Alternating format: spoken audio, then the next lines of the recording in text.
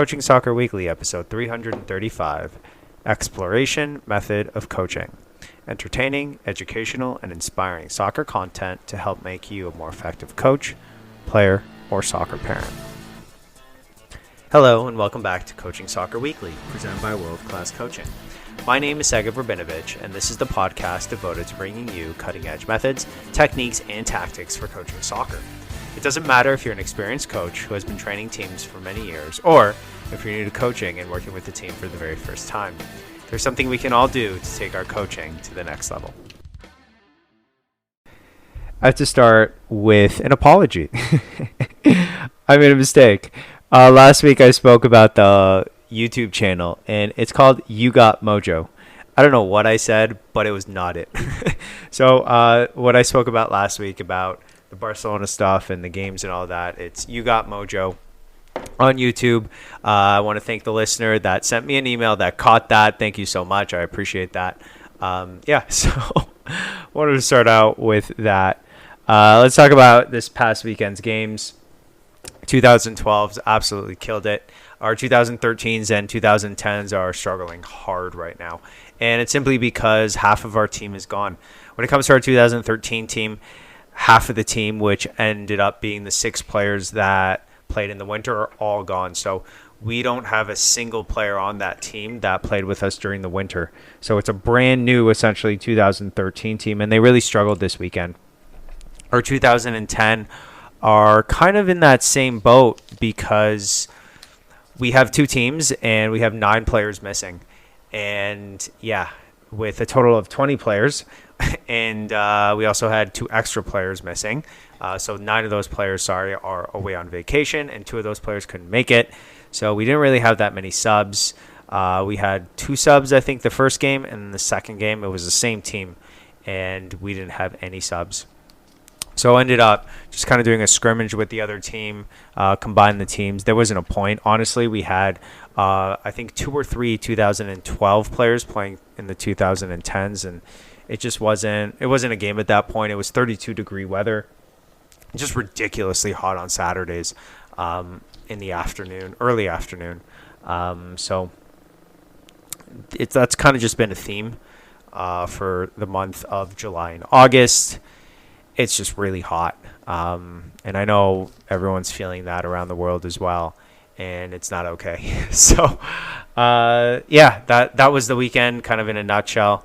Yesterday, we ended up doing our VO, as always, and going back, just watching what the teams struggle with.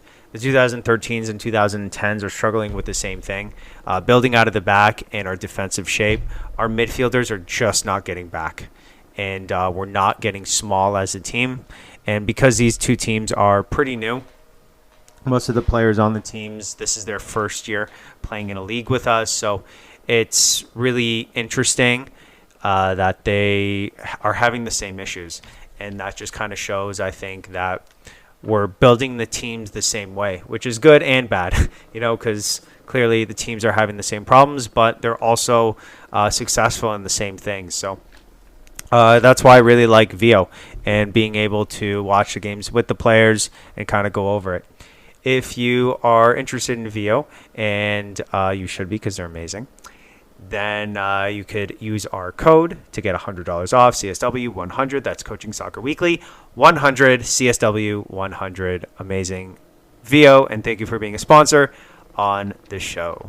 There's a couple of small things that I wanted to talk about, just things that I've noticed, and I wanted to share them with you. So thanks for listening, first of all, and hopefully this will help you as well as it kind of helped me. What's been really interesting for me is working at the camp and just seeing players that have never played soccer before.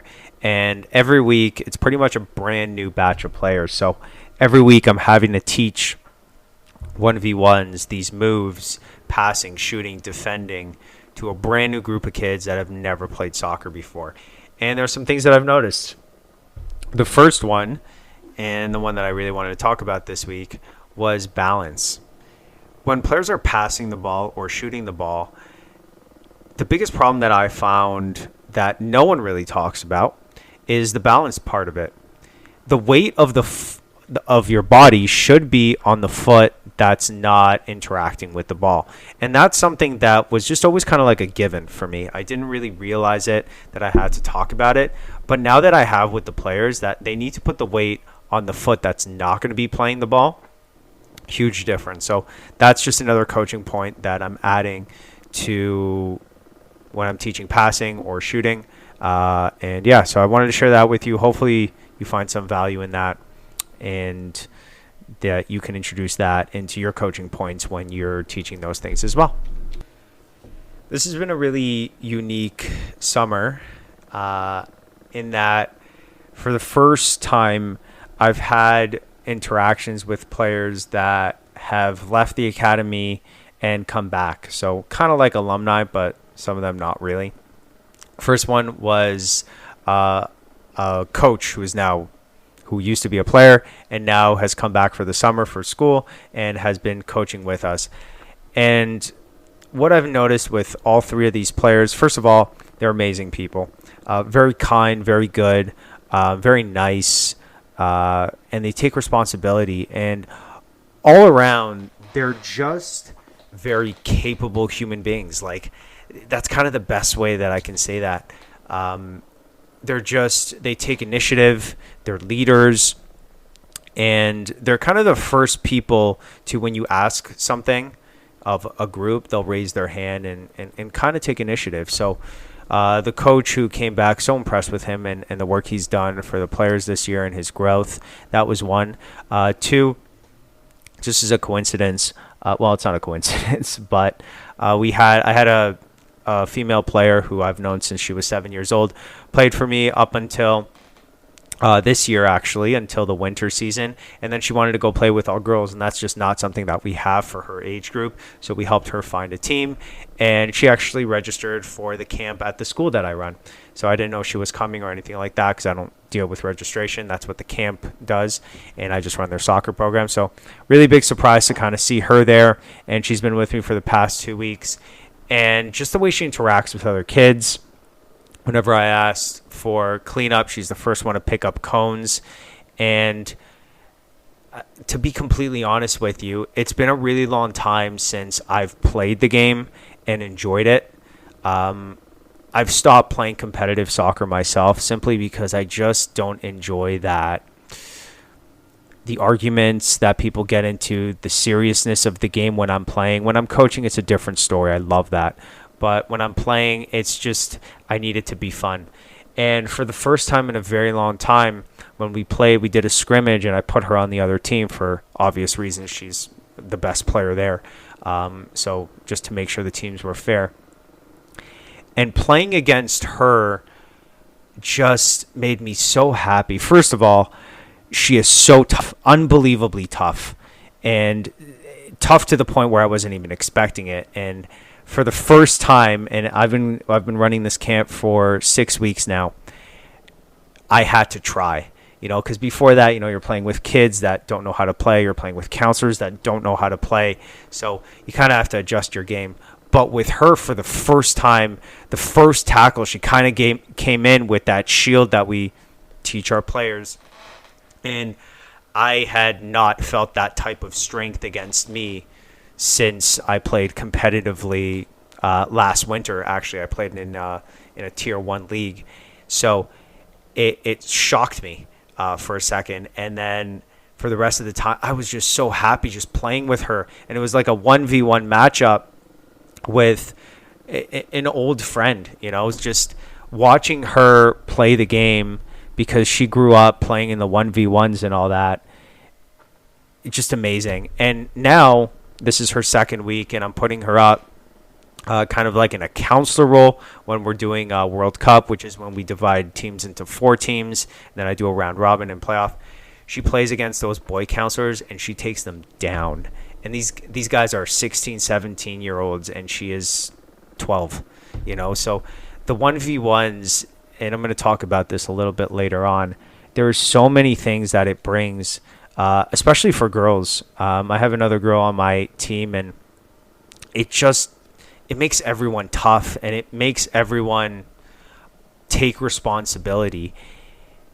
And just watching her play for these past 2 weeks. I'm just really, happy, and it just makes me proud to know that, she's doing well, and she's just become a great person. And the last player that's come back actually left when he was 5, 6 years old. His family moved to a different city, and now he moved back. So now he came back, and it was his first game last weekend. And again, same thing, just a great kid, so nice, so kind, takes initiative, and just played really well on his first game. So it's really nice to see players that leave and come back in whatever role that is. So I just wanted to share that with you. And I think it really has to do with the 1v1s, simply because you have to take initiative in these situations. If you go and you just don't take any responsibility for the game and just kind of whatever, you're going to lose 7-8-9-0 because the other player's not going to go easy on you. And then when you're sitting there and everyone calls out the scores and you hear 8 and then you say 0, it's pretty embarrassing. So it forces players to take initiative, it forces players to try, and it forces players to take responsibility. And those are all qualities that we want in adults. Those are all qualities that we want in people, and leadership as well. So very proud of those 3 people, and just really nice to see them all again. We had our captain leave this year as well. That was pretty tough. I've known him since he was 5 years old, but what a great kid, and wish him all the best as well.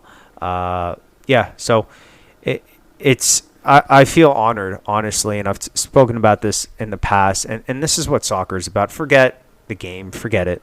Sorry, but it's about creating good people, watching these kids grow up into amazing, women and men, and just people that you develop a great relationship with. I mean, I've watched some of these kids grow up for 4 or 5 years. The coach that came back, I've known him for 6 years. Like, it's a lot, and that to me means more than the game, And I remember when the captain, the captain left, he moved to a different city.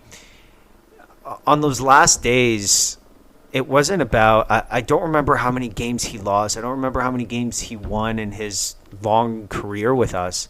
What I do remember is the times that it was me and him at the camps. He came to my first camp. There are pictures of me and him at 5 years old, and that's what matters. That's, at the end of the day, what matters to me. That's why I love what I do. I love soccer, don't get me wrong.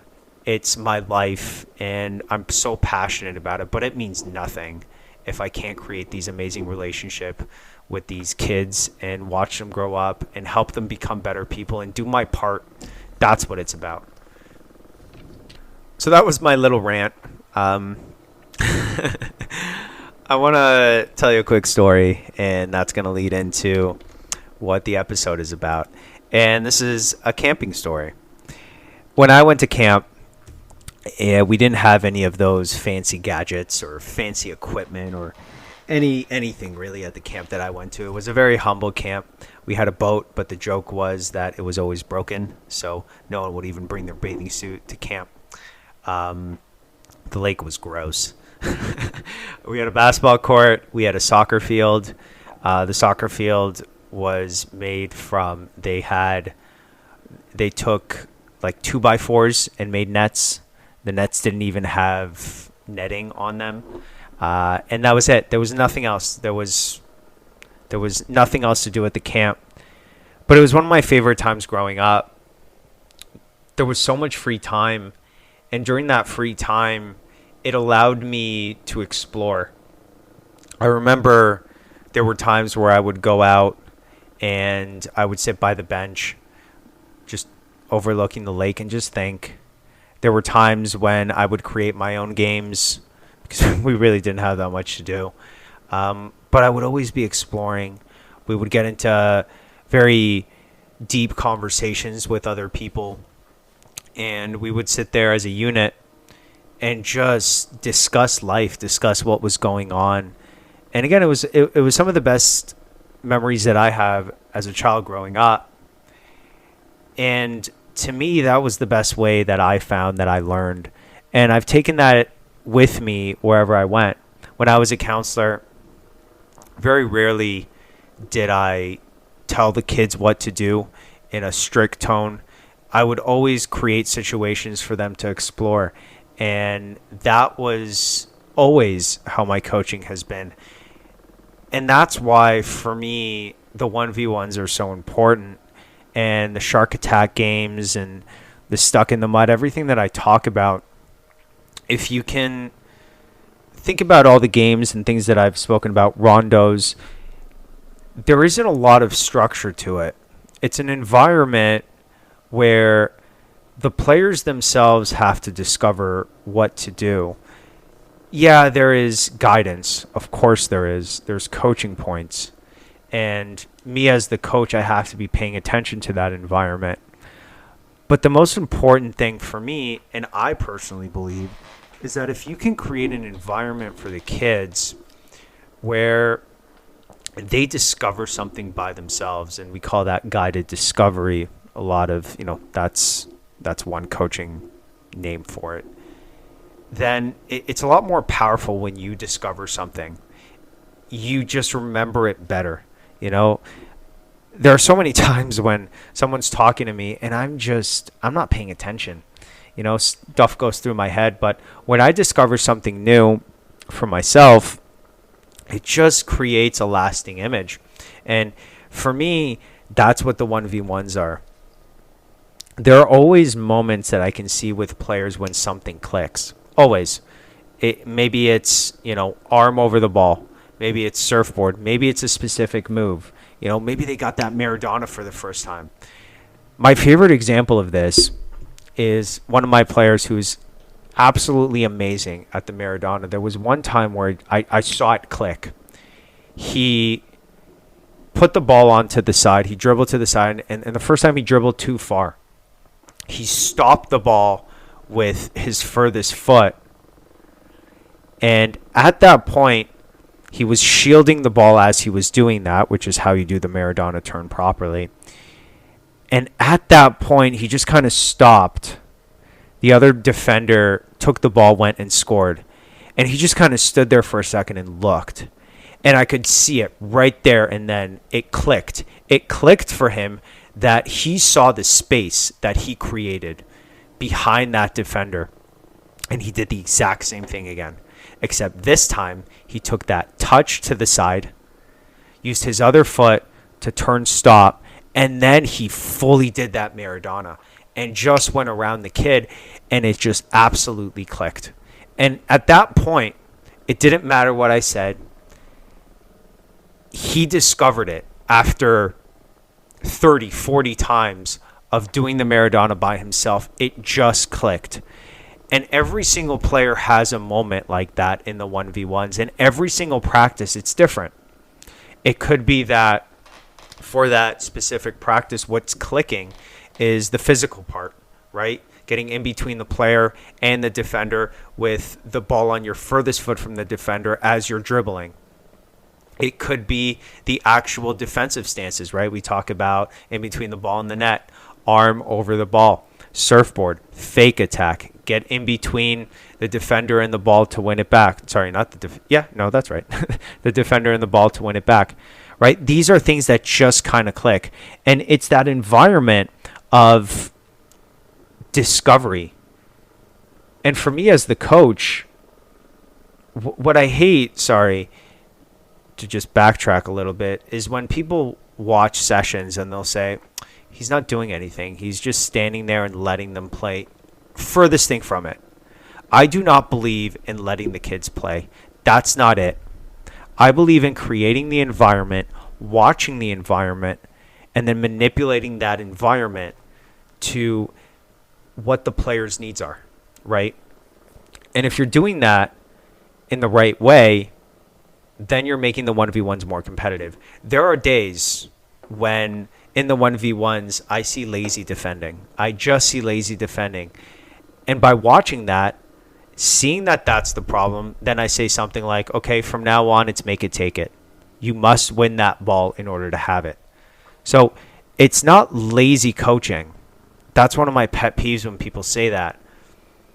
You have to watch, but the environment itself has to be an environment where the player can discover things for themselves. Because if they can't, and you're just kind of talking to them. It's exactly like when you're in school and the teacher is just talking and talking and talking.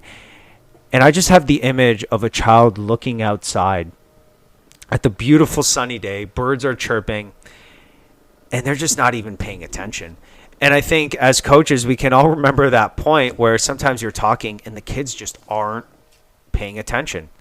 Why is that? Well, there are certain ways that we learn, right? Everyone learns in a different way. But what's great is if you're doing something, it's a lot more, first of all, engaging, right? So the kids are much more focused when they're playing than they are when they're sitting and not watching. Secondly, it allows mistakes to happen. And I love mistakes. I love them so much. The idea that you can fail and come back and then do it is so much more powerful than doing it on your first try. There are so many more lessons in failure than there are in success. That's what I believe.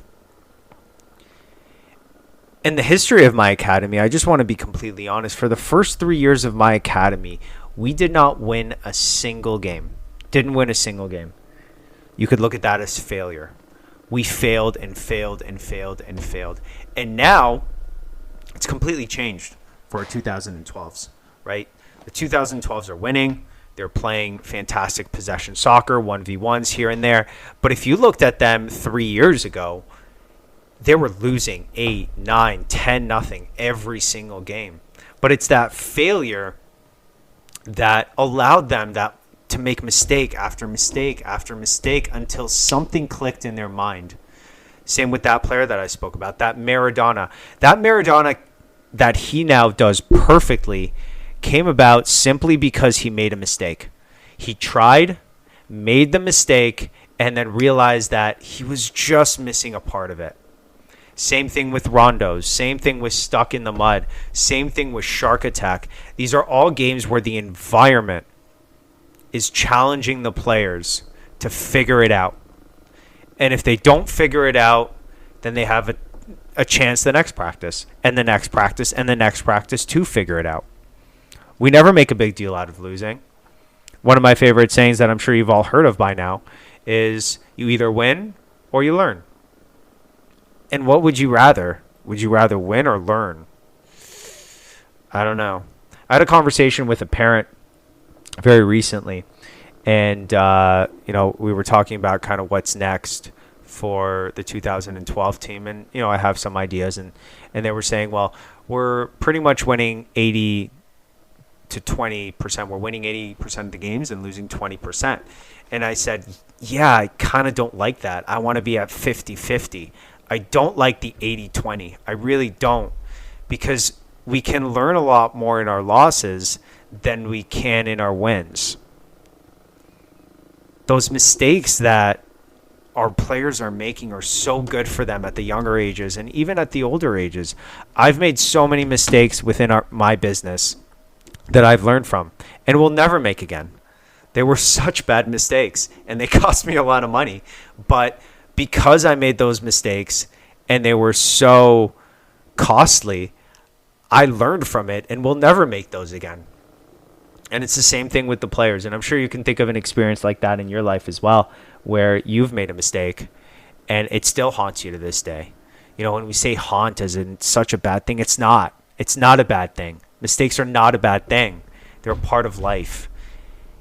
And when we teach that at this age, at a 5-year-old, that they're going to keep going and going and going, and they're going to make mistakes and they're going to get goals on them, but they're just going to keep fighting back, that's a life lesson. That's a lesson that you gain from your 1v1s that cannot be taught, or I don't know another way to teach it. I don't think we do a really good job of it in the school system. Correct me if I'm wrong, but you come home, you get a D on an exam. Ooh, I don't know about that.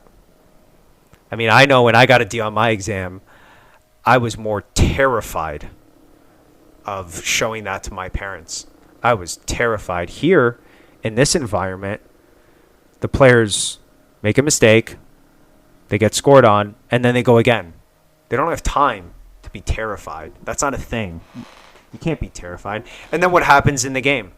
Well, they're going to go at it. And then they make a mistake. And so what? Then they go back and try and win that ball. Next thing. Let's move on. Tom spoke about this. Next thing. Let's move on. Right? It's not about the mistake. It's about how you overcome that. And I think watching these alumni come back, as I call them alumni, I can see that. They're not afraid to make mistakes. They're not afraid to go after things that are very, very tough. And to me, that's a great lesson. It's important that we allow our players to explore. If we don't, and we're too comfortable, and we win and win and win and win, and we never fail, when we do fail, it's going to be very hard to come back from it. And in life, failure is a part of life. But it's what you do when you fail that makes the difference. It's what you do when you make mistakes and overcome those mistakes that really makes you the person, the leader that we want to be surrounded by. Thanks for listening to another episode of Coaching Soccer Weekly. This weekend we have 3 games. Our 2010s are playing, and then our 2012s and 13s are playing side by side at the same time. So I'll see how that's going to work and which game I'm going to record and all that. But hopefully you enjoyed this episode. I really like the idea of diving into more of the theory behind coaching. So that's something that I might do a little bit later. I want to take a moment to thank Vio for sponsoring the show. And by the way, English Premier League is back. So hopefully you're enjoying watching those games and league coming back. I'm a Manchester City fan, so great start and hopefully a great season coming up. So until next week, enjoy the journey, enjoy those moments, but most importantly, enjoy the game.